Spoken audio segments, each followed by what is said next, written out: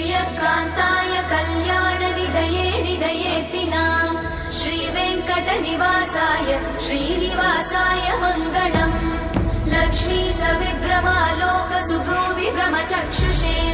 चक्षुषे सर्वलोकानां वेङ्कटेशाय मङ्गलम् श्रीवेङ्कटाद्रिशृङ्गाग्रमङ्गलाभरणाङ्गये मङ्गलानां निवासाय श्रीनिवासाय मङ्गलम् सर्वावयव सौन्दर्य सम्पदा सर्वचेतसां सदा सम्मोहनायास्तु वेङ्कटेशाय मङ्गलम् नित्याय निरवध्याय सत्यानन्दचिदात्मने सर्वान्तरात्मने श्रीमद् वेङ्कटेशाय मङ्गलम्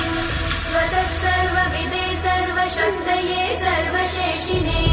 सुलभाय सुशीलाय वेङ्कटेशाय मङ्गलम्।